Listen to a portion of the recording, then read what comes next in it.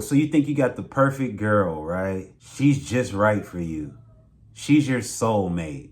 All I need for a beat is a bongo, and all that she can get from me is a combo. She love the fact that I'm the boss, head honcho, and I'm all about my bread, need it pronto.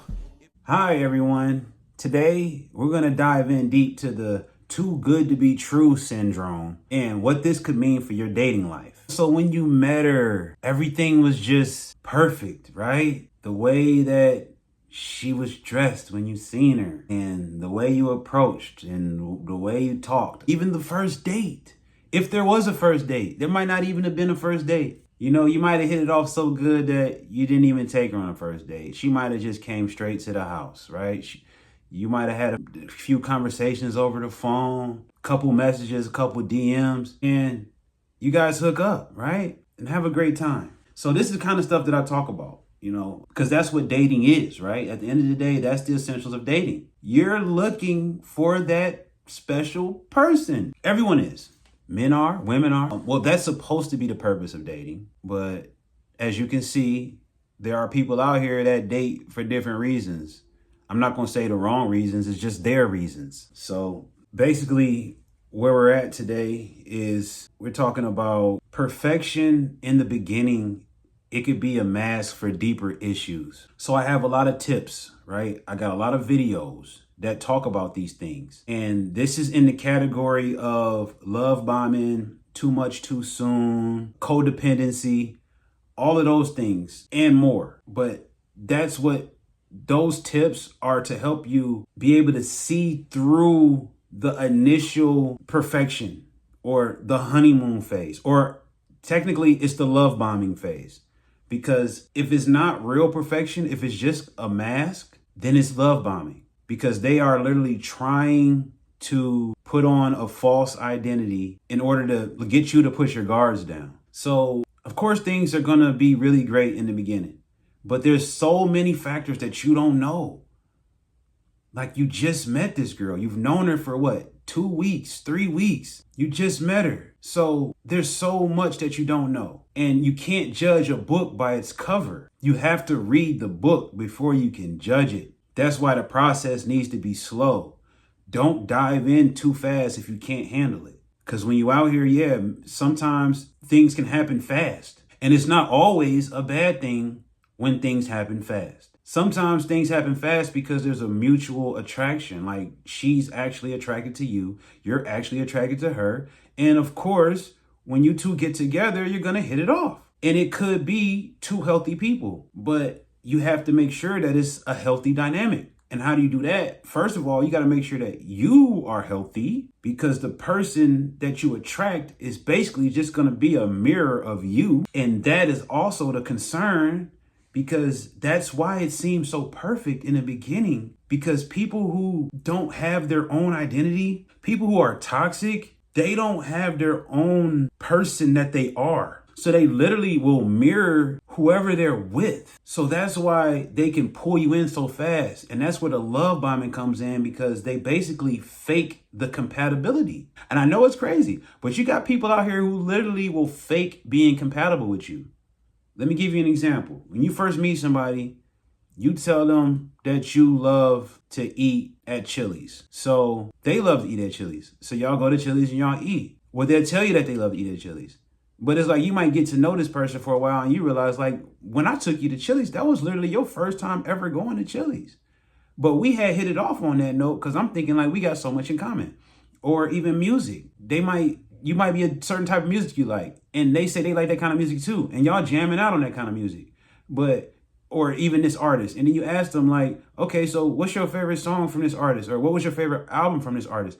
And they can't even answer the question because they don't even know. And it's just because what they're doing is they're mirroring what they feel like you would want. And if you overshare and you say, oh, the perfect woman for me would do this, or I want a woman that does this, or I want a woman that thinks like this, or I want a woman that talks like this. When you do all that in the beginning, like if you do all that on the first date before she even opens her mouth, come on, man. Like, you know what's going to happen. Or if you don't know what's going to happen, I'll tell you what's going to happen. She's going to listen to everything that you're saying. She's going to get to know you, everything that you want and desire, all your needs, all your weaknesses, all your vulnerabilities. She's going to listen to that. And what is she going to do? If she really wants you, if she's attracted to you, she's going to mirror all that back to you. So if you're a passionate person, she's going to try to be a passionate person. If you're into politics, she's going to try to be into politics.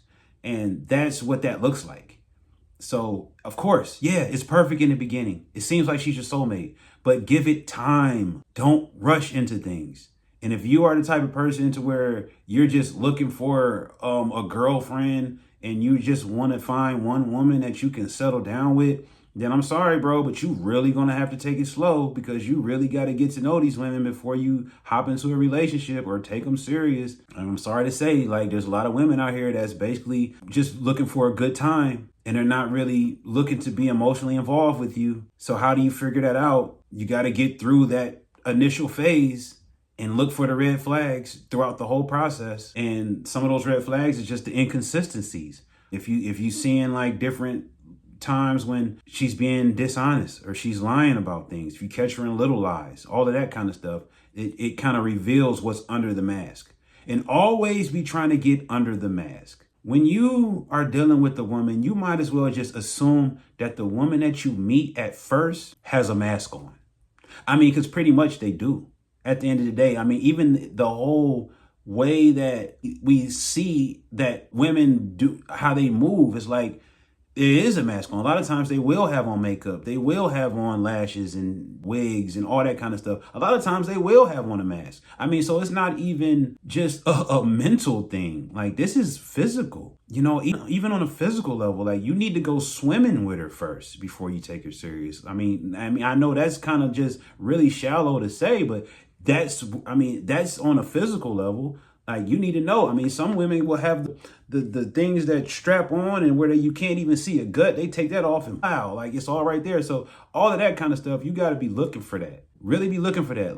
And just assume that there's something under the mask that you won't like, or there's something under the mask that's not compatible with you. Just assume that. And your mission is to get under the mask. Your mission is to make the mask fall off. And I'm going to have a whole nother video about how to make the mask fall off. But first of all, I need you to just understand that there is a mask. If you're looking to be with one woman, if you're looking to settle down, then you need to understand you're looking for a woman who is not wearing a mask. But you have to move as if they all are wearing masks until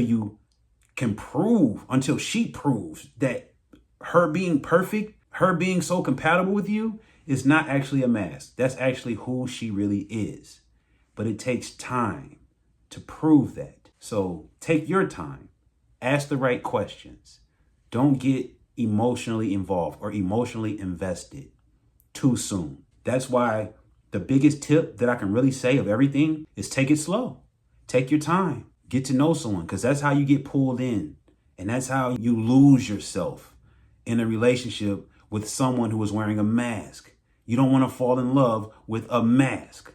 If you do, well, you don't want to fall in love at all. You want to choose to love. Choose to love someone who is not wearing a mask, because you need to know that you're actually loving the person. You're loving the soul that is actually in that body. It's not someone who is pretending to be someone else just to earn your approval and to get you to let your guard down. But the whole time, they are not really invested into you. You don't want to be in that situation, because that is what leads to heartbreak. And that's what will have men out here hurting or not even wanting to date no more, because you invested too much into the wrong woman.